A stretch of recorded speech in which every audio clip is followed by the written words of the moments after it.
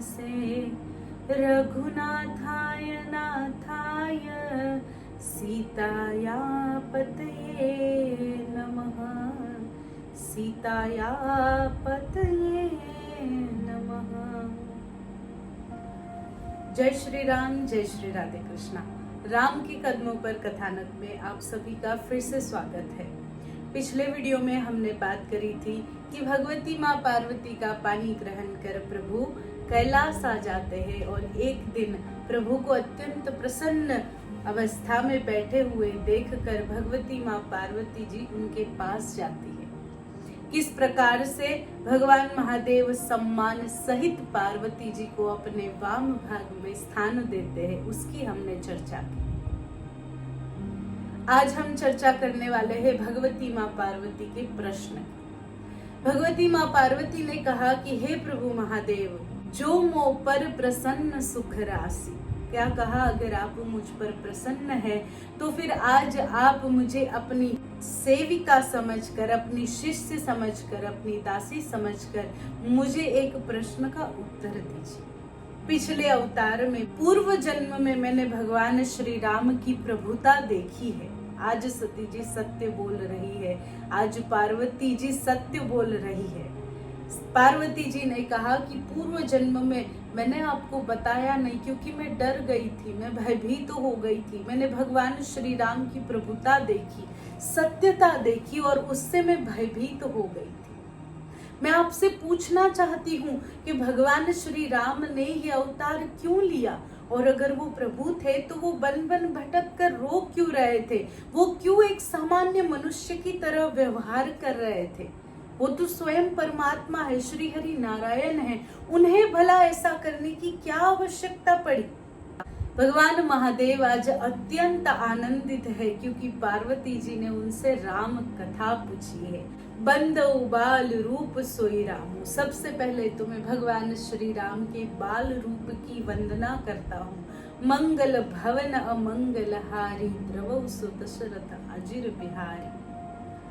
जिनके नाम लेने मात्र से, जिनके दर्शन करने मात्र से अमंगल भी मंगल हो जाता है, ऐसे महाराज दशरथ के पुत्र श्री राम की मैं वंदना करता हूँ। उसके बाद भगवान महादेव ने कहा, हे देवी पार्वती, आज समग्र संसार के कल्याण हेतु और अपने प्रश्न का उत्तर पाने हेतु आपने जो ये सुंदर राम कथा पूछी है, उससे मैं अत्यंत आनंदित हुआ।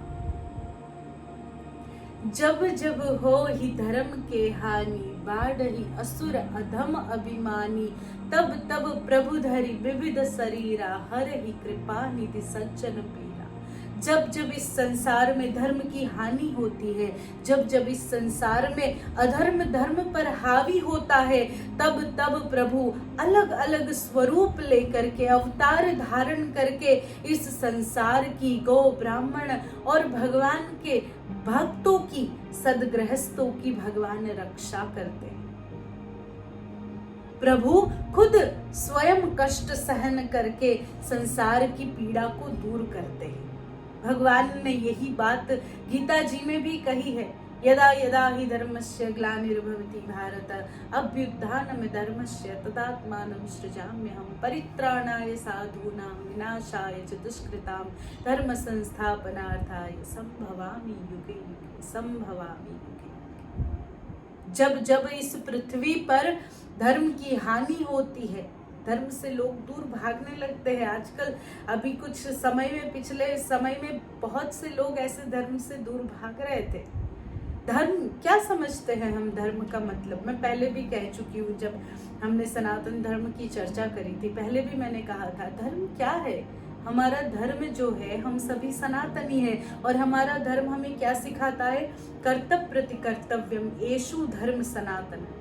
जिन्होंने, किसी ने हमारे लिए कुछ किया है, उसके लिए कुछ करने की भावना, किसी ने हमें पानी पिलाया है तो उसे चाय पिलाने की भावना, यही हमारा सनातन धर्म है।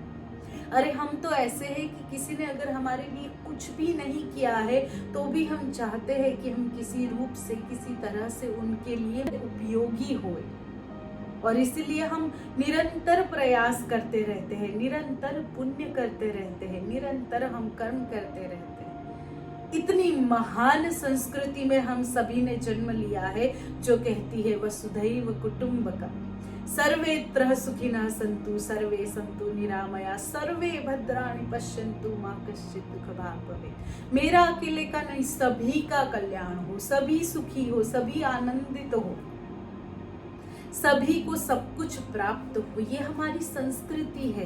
भला ये मैं पर आके कैसे रुक सकती है?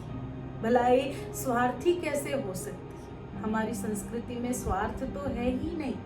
हमारी संस्कृति हमें उपकार करना सिखाती है। हमारी संस्कृति हमें किसी के लिए कुछ करना सिखाती है। हमारी संस्कृति हमें उपयोगी बनना सिखाती है। हमारे संस्कार, हमारे शास्त्र कहते हैं सत्यमेव जयते नानृतम, मात्र सत्य की ही विजय होती है। निरंतर सत्य के रास्ते पर चलना चाहिए, सत्य बोलना चाहिए।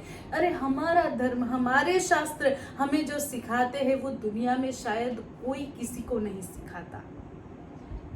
बस उसे हम थोड़ा जानने का प्रयत्न करें कि हमारे शास्त्र क्या कहते हैं, हमारे परमात्मा अवतार लेकर के क्या कहना चाहते हैं, क्या संदेश देना चाहते हैं। अगर दया सीखनी है, अगर अपने इमोशंस पर काबू कैसे रखना है ये सीखना है, तो कभी राम को देखिए, कभी राम की कथा को पढ़िए, तब समझ आएगा कि राम अपने कर्तव्य पालन के लिए किस प्रकार से उन्होंने हर जगह पर समझदारी पूर्वक निर्णय लिए हैं, कैसे उन्होंने समग्र जीवन के दरमियान प्रयत्न किया है कि वो कभी भी गलत साबित ना हो। और हम सब बाकी तो नियति के अधीन हैं। कोई कुछ भी कहे, कोई कहे कि किस्मत नाम की कोई चीज नहीं होती है, लेकिन हम देखते हैं कई बार हम मृत्यु के मुंह में जाकर वापस आते हैं। वो हमारी किस्मत यानी कि हमारे कर्म, जिससे हमने हमारी किस्मत लिखी है, जो हमें अभी, क्योंकि हमारा कुछ बाकी है ऋण इस दुनिया में, तो वो हमें काल तक नहीं जाने देते। तो किस्मत तो होती ही है, बस उसके दिए को खुद पुरुषार्थ से जलाना होता है। पुरुषार्थ नहीं करेंगे तो किस्मत भी नहीं जगेगी, पुरुषार्थ करेंगे तो किस्मत भी जग जाएगी। यहाँ भगवान महादेव कहते हैं कि जब जब इस संसार पर धर्म की हानि होती है, पापी अत्याचारी बढ़ जाते हैं, तब तब मेरे परमात्मा प्रभु श्री हरि नारायण अवतार धारण करके इस पृथ्वी लोक पर आते हैं, अधर्म का अंत करते हैं, सत्य की। फिर क्या कहा है? धर्म संस्थापनार्थाय संभवामि युगे युगे, सनातन धर्म की पुनर्स्थापना करते हैं। कहीं पर भी ये नहीं कहा है कि कुछ नया करते हैं, नहीं, निरंतर कहते हैं कि इसी धर्म की पुनर्स्थापना करते हैं। परमात्मा जब अवतार लेते हैं तो सनातन धर्म की पुनर्स्थापना करते हैं। ऐसा हमारा ये सनातन धर्म है। राम जन्म के हेतु अनेका, परम विचित्र एक ते एका। हे भगवती, राम जन्म के कई हेतु है और बड़े ही विचित्र है।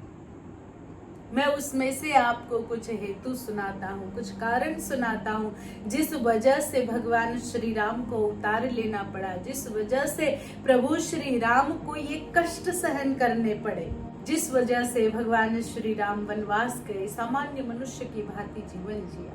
सबसे पहला कारण है द्वारपाल हरि के प्रिय दो, जय अरु विजय जान सबको। हम सभी ये कथा जानते हैं, भगवान के द्वारपाल थे जय और विजय।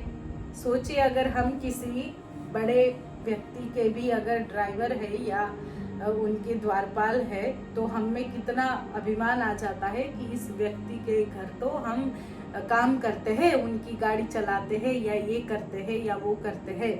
तो सोचिए परमात्मा के जो ये दो द्वारपाल थे, जो परमात्मा की रक्षा करते थे, जो परमात्मा समग्र संसार की रक्षा करते हैं, उस परमात्मा के द्वार की रक्षा ये दोनों कर रहे थे, तो उनको कितना अभिमान आया होगा।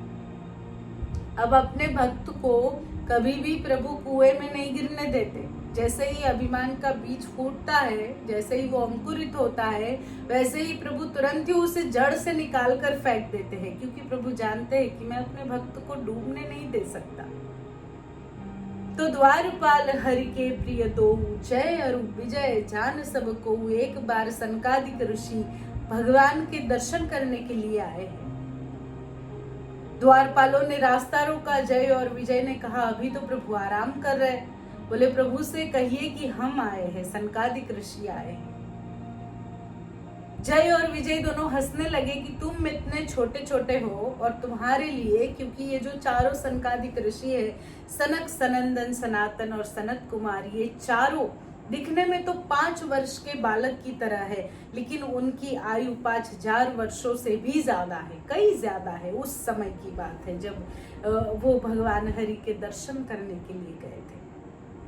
सनकादिक ऋषियों ने बड़े ही प्रेम से कहा, लेकिन नहीं समझे, हंसी उड़ाने लगे, अपने अभिमान में चूर हो गए हैं। उसी समय सनकादिक ऋषियों को क्रोध आया, अपने हाथ में जल की अंजलि लेकर कहा, जाओ मैं तुम दोनों को श्राप देता हूँ कि तुम्हारा वैकुंठ से पतन हो। तुम बड़े ही अभिमानी हो। लेकिन अपने भक्त पर कष्ट आया और प्रभु दौड़ते हुए आ गए। सनकादिक ऋषियों को प्रणाम किया और कहा कि ये मेरे बालक है ऋषिवर, उनसे गलती हो गई, थोड़े अभिमानी हो गए थे।